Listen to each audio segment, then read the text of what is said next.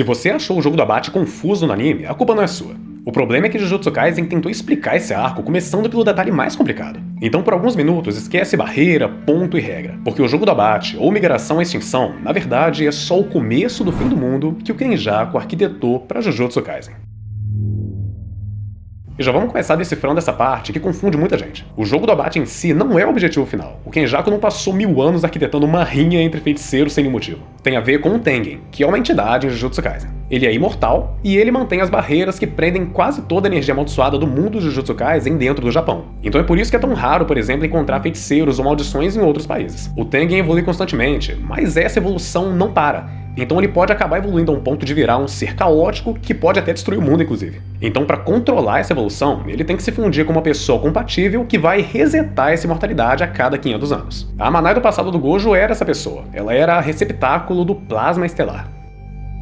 Mas como ela foi eliminada antes de se fundir com o Tengen, ele continua evoluindo e hoje em dia ele tá num meio termo. Ele já é uma divindade, mas ainda mantém a consciência. Com o poder dele nesse ponto, se ele quisesse, ele já conseguiria se fundir com todas as pessoas que têm energia amaldiçoada. Daí o que aconteceria? Todo mundo viraria uma divindade e o mundo perderia totalmente o controle. Pensa nessa fusão como uma evolução da energia amaldiçoada, porque todo ser humano viraria um novo Tengen, mas não teria humanidade nem identidade. Cada ser humano viraria uma massa sem memórias e sem sentidos. Todos virariam um e estariam no mesmo lugar ao mesmo tempo. É uma entidade onipresente que só vive para sentir as piores emoções da humanidade. Além disso, nesse ponto da evolução, o Tengen já tá mais para uma maldição do que para um humano. Ele só não perde o controle porque com a idade dele ele já ficou apático e aprendeu a rejeitar os sentimentos negativos. Então ele não é uma ameaça, mas alguém que não tem a idade do Tengen não consegue controlar esses sentimentos. Então se a fusão acontecer, o mundo vai virar uma consciência coletiva, com milhões de deuses guiados por emoções negativas, como raiva, tristeza, rancor e tudo que tem de pior. Então o risco aqui não é só o mundo acabando com as pessoas perdendo a vida, é muito pior. Aqui você e todo mundo que você ama continua vivendo em sofrimento eterno. Imagina só a sensação de ter o seu corpo derretido e fundido numa montanha de carne grotesca pra ficar sofrendo sem isso nunca acabar. Imagina como deve ser perder a sua própria identidade, esquecer quem você é e virar uma casca que só não é vazia porque tá cheia de sentimentos negativos. Aqui você deixa de ser você. Tudo que te faz ser único acaba. Só resta um sofrimento colossal que vai continuar por dias, anos, milênios e simplesmente não vai acabar. O tempo não vai passar. O universo vai mudar, estrelas vão nascer e desaparecer e você vai continuar do exato mesmo jeito, sem parar de sentir, sem nunca descansar. E é exatamente isso que o Kenjaku quer. Uma super maldição divina com evolução infinita. Um caos que ninguém consegue controlar. Ele quer fazer isso acontecer e vendo o que dá. Esse é o sonho dele. O Kenjaku é fascinado nessa ideia de evoluir a energia amaldiçoada, de fundir pessoas com maldições, e as pinturas da morte são uma tentativa disso, inclusive.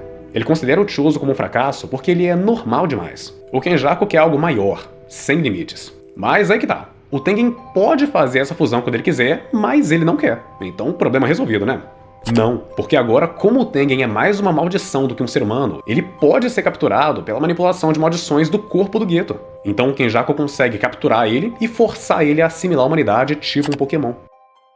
E é aqui que o jogo do abate entra. Se o Kenjaku capturar o Tengen, ele pode fazer a fusão, mas não com o Japão inteiro, porque isso gasta muita energia amaldiçoada, e nem o Tengen, nem o Kenjaku tem toda essa energia. Por isso, o Kenjaku deu um jeito de conseguir alimentar a fusão. Mas pensa comigo, o Kenjaku não consegue criar energia amaldiçoada do nada, ela é produzida pelos sentimentos dos seres humanos. Então o jeito dele de conseguir esse combustível envolve moer gente viva. Muita gente. Para isso, o Kenjaku criou matadouros de pessoas onde elas mesmas são forçadas a ser os carrascos. Uma fazenda de energia amaldiçoada que mata gente sem ele nem precisar apertar o gatilho. E a melhor parte é que ele faz isso tão bem que você, vendo de fora, acha que isso é só um torneio de shonen. Nem parece que, na verdade, é um campo de concentração feito para consumir a carne, o sangue e a energia amaldiçoada de milhões de inocentes. Então ele espalhou 10 barreiras pelo Japão e criou as regras principais e interface do jogo do abate. O jogo serve para forçar feiticeiros e não feiticeiros a entrarem nas barreiras e lutarem. E dentro das barreiras, a energia amaldiçoada que eles liberam nas lutas e quando eles morrem fica armazenada. É tipo um matadouro. Você luta até a exaustão e acaba sendo moído para gerar a energia que a fusão do Tengen precisa. E o Kenjaku tá lá, assistindo e comemorando porque o plano dele tá dando certo. E o Kenjaku trouxe 4 tipos de pessoas para participar desse matadouro. Existem os não feiticeiros, que são as pessoas que não conseguem controlar a própria energia amaldiçoada, e eles são a maioria aqui, tem 200 milhões deles no Japão. Tem os feiticeiros atuais, tipo o pessoal da escola Jujutsu, que vai participar para impedir o plano. Além deles também tem pessoas que foram transformadas em feiticeiros, porque muita gente tem propensão para despertar uma técnica, mas o cérebro deles não tem a estrutura que precisa para isso. Então no final da segunda temporada, o Kenjaku usou a transfiguração do Mahito para mudar a estrutura do cérebro dessas pessoas, e agora eles despertaram as técnicas. E por fim, tem os feiticeiros do passado. São pessoas fortes que aceitaram virar objetos amaldiçoados e que reencarnaram agora. Um exemplo disso é o Hajime, que viveu há 400 anos e aceitou virar um objeto para poder lutar com Sukuna no jogo da Bate. Inclusive, o próprio Sukuna é um desses feiticeiros do passado, o mais forte deles, inclusive. Então pensa comigo, centenas de feiticeiros de todas as eras lutando e exalando toneladas de energia amaldiçoada e morrendo, dando essa energia para as barreiras, é mais do que o suficiente para a fusão do Tengen com a humanidade acontecer. Então no fim do jogo, o Kenjaku só precisa ter capturado o Tengen e o combustível todo já vai estar ali para ser usado. E nesse jogo, ou as pessoas entram por vontade própria de lutar, tipo os feiticeiros do passado, ou elas são forçadas e não têm escolha. Cada regra do jogo serve para obrigar os participantes a se eliminarem o quanto antes, e agora todas elas vão fazer sentido. Vem comigo. Regra 1.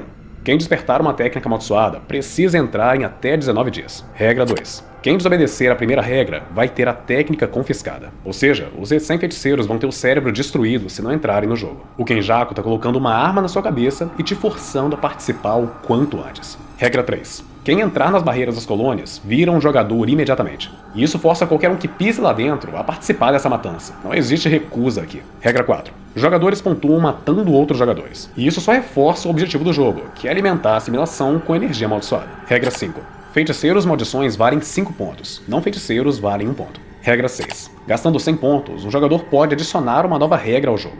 Com isso, se você quiser criar uma nova regra que te favoreça, você vai ter que tirar muitas vidas. Mas não só isso. Se você quiser acabar com o jogo manipulando as regras, de qualquer jeito você vai ter que pontuar. Então ele até faz a gentileza de te deixar escolher. Você prefere se cobrir com as vísceras de 20 feiticeiros fortes ou nadar no sangue de 100 pessoas fragas? Regra 7. Qualquer regra que não acabe com o jogo ou mude as outras regras precisa ser aceita. E a pior de todas. Regra 8. Se o jogador não mudar a sua pontuação por 19 dias, vai ter a técnica removida. E essa regra basicamente diz que você precisa matar se quiser viver. Não tem a opção de não ceifar uma vida quando você entra no jogo. Não importa se você vai sujar as mãos com sangue de feiticeiros, maldições, homens, mulheres, crianças. Não importa a sua escolha. O jogo da Bate não faz distinção. Então mesmo se você estiver tentando salvar os inocentes, não tem jeito. Você vai ter que matar. Esse jogo é um ciclo constante de matança que alimenta a assimilação da humanidade com sangue. E não dá pra vencer também, porque vamos supor que você é um feiticeiro muito forte. Lá dentro da sua colônia, você luta, elimina muita gente e acaba sendo o último de pé. Sabe qual vai ser o seu prêmio? Ser fundido a uma super maldição e virar uma consciência coletiva, sem alma, sem sentido, e passar toda a eternidade alimentando isso com seus sentimentos negativos. Você não vê, não ouve e não consegue fazer nada. Tudo o que você faz é transbordar a amargura sem poder agir. E pela eternidade você precisa gritar, mas não consegue. E uma bizarrice dessas não podia vir de alguém normal. Só existe uma mente capaz de bolar e executar esse plano todo. A mesma mente que vem cometendo atrocidades e deixando uma mancha de sangue inocente em todas as eras nos últimos 1000 anos em Jujutsu Kaisen. O Kenjaku tem uma lista tão grande de crimes contra a humanidade que se eu fosse listar tudo o vídeo teria mais de 1 hora. Mas ele não faz isso só por diversão. Esse cérebro dentado não acordou num dia qualquer e disse: nossa, que vontade de fundir toda a humanidade com uma entidade onipresente e criar uma consciência coletiva movida por causa emocional. Aqui o buraco é um pouco mais embaixo. Ele é movido por curiosidade. E, principalmente, ele não tem medo de testar. O Kenjaku é um cientista. Ele sempre foi fissurado pela energia amaldiçoada. E ele sempre quis saber se dava para evoluir a humanidade com ela. Mas não no sentido de todo mundo virar feiticeiro. Ele queria literalmente evoluir a espécie humana com a energia amaldiçoada. Então, ao longo dos séculos, ele tentou, e tentou muito mesmo, fundir pessoas com maldições. As pinturas da morte são uma tentativa disso, mas ele não gostou do resultado porque elas eram normais demais. Então ele mudou o foco. Agora, o Kenjaku queria ir além até do que ele mesmo podia imaginar. Porque pensa comigo, quando ele criou os fetos amaldiçoados, ele já sabia exatamente o que ia sair. Seria uma meia maldição, meio humano, que era até fraco. Então por isso agora ele queria outra coisa. Não bastava só fundir o sangue de uma maldição em um feto em desenvolvimento e forçar um aborto para desfigurar o bebê e transformar ele numa aberração que não deveria existir. Ele queria algo que nem ele conseguisse prever o resultado. E para ele, viscerar gente não é um problema. Todo mundo serve para ser cobaia dele. Não existe nenhuma vida que seja importante o bastante para ele poupar. Ou seja, o Kenjaku queria criar alguma coisa muito grande que nem ele soubesse o que é. Então aí ele começou a crescer o olho no Tengen, que era a única entidade que conseguia evoluir biologicamente com o Jujutsu.